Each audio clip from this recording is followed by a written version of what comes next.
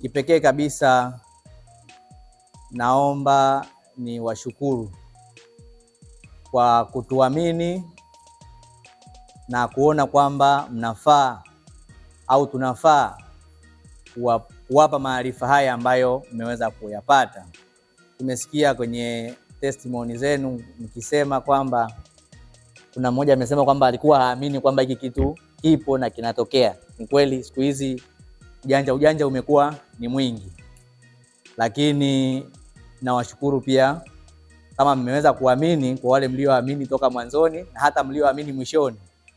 Hatimaye mmetengeneza kitu ambacho ni cha kipekee sana na kitakuja kukumbukwa siku ya leo.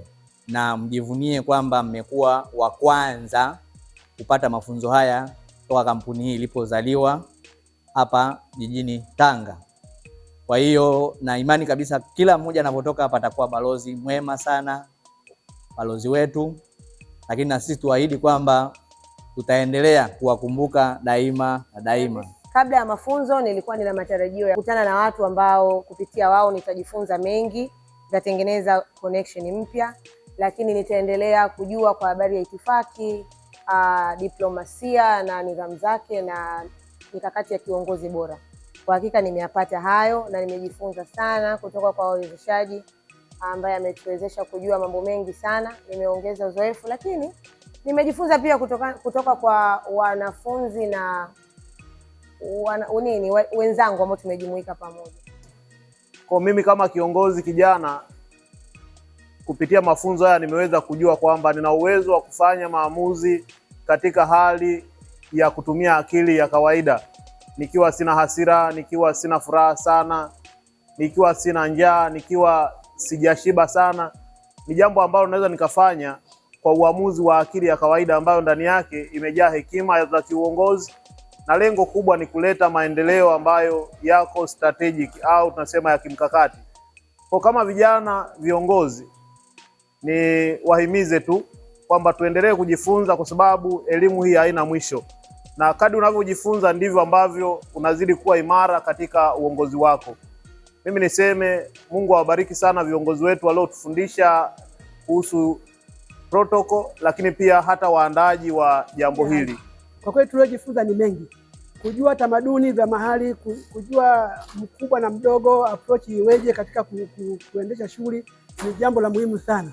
Lakini pia kujua namna ambavyo unatakiwa ushirikishe wenzako katika majukumu mbalimbali kwa kuangalia nafasi zao na kuzithamini na lugha unayoitumia na kila kitu cha namna hiyo ni nyenzo muhimu sana katika kufanikisha utendaji kazi serikalini na katika jamii kabisa, ili uweze kuishi vizuri na jamii. Kwa sisi kama viongozi, kuna vitu nimejifunza vingi sana kupitia mafunzo haya, lakini pia ni mshukuru mkufunzi wetu. Kiukweli pamoja na vitu navifahamu, lakini yeye anavifahamu zaidi. Ndio maana akawa mkufunzi na nimeweza kujifunza vitu vingi. Yaani sasa kila ninapotembea namuona kama anatembea kichwani na itifaki ya nini. Miongoni mwa mambo niliyoyaelewa, cha kwanza nimejifunza kwamba unaweza kujenga hoja na ukaongea kuzingatia mahali na kuongea na mtu yoyote wakati wowote. Lakini pia mafunzo haya yamenifundisha kutakiwa kujua tamaduni za jamii tofauti tofauti kulingana na zile unazoishi nazo. Lakini pia nimejifunza kitu kingine, kuheshimiana katika rika zote. Protocol nimegundua ni kwamba ni msingi mkuu katika swala zima la uongozi.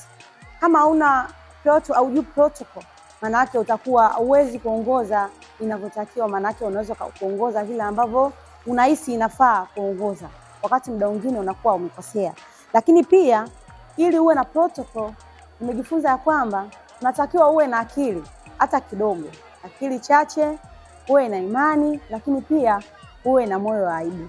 Kwa maana yake katika hilo nimejifunza, mwezeshaji ametuwezesha ya kwamba yani kuna wakati kiongozi akiwa na hivyo vitu angalau anaweza akafanya au akatenda kazi yake vile ambavyo inatakiwa, au pia akawa na huruma katika baadhi ya maeneo, lakini imani itamsaidia yeye kuongoza kitu kwa hofu kidogo. Kila mtu anatakiwa aheshimiwe, sio kwamba kisa mtu ni mkubwa peke yake ndio umheshimu, ila tunatakiwa tuheshimiane kila rika, na pia hadi wadogo tuliowazidi umri pia tunatakiwa tuwaheshimu, na pia linasaidia kujiandaa kuwa na uongozi bora wa baadaye.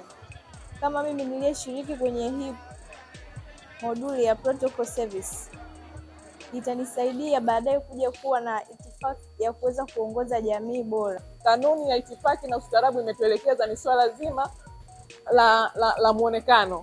Yaani muonekano unamaanisha zaidi na una maana zaidi kwa watu ambao unawahudumia na unatoa huduma kwao. Lakini kikubwa kingine ni kwamba mahusiano yako yakoje? Sio swala la kazini tu, mahusiano yako kati ya wewe na watu wengine, kati ya wewe na wafanyakazi wenzako, kati ya wewe na jamii yako.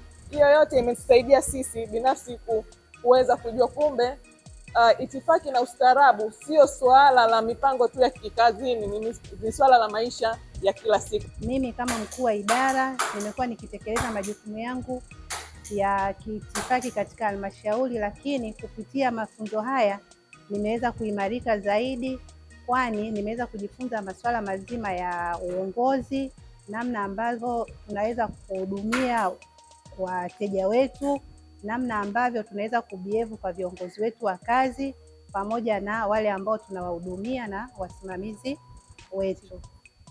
Protocol imetugusa kwenye maeneo mengi. Protocol nimejifunza kwenye protocol kuna kuthubutu na kuweza. Kwenye protocol nimejifunza namna ya kuishi na jamii. Kwenye protocol nimejifunza namna ya kuishi na mazingira sehemu tofauti tofauti, kwamba nikifika Tanga natakiwa niwe vipi, nikifika China natakiwa niwe vipi. Ni protocol imenifundisha. Wengi nimegundua kwamba tunakosea sana. Nasema kweli, samahani, naongea kidogo na simu, kumbe vile unaongea kwa sauti kubwa kiasi kwamba unawakwaza wenzako. Kwa hiyo hilo pia nimejifunza kwa kweli. Jingine ambayo nimejifunza hili la nguo. Mimi ni mhanga kwa kweli kwenye swala la nguo. Kuna muda unajikuta umevaa nguo ni nzuri ya heshima, lakini ni ndefu inaburuzika chini. Kwa hiyo nimejifunza uvae nguo ambayo utakuwa comfortable wewe.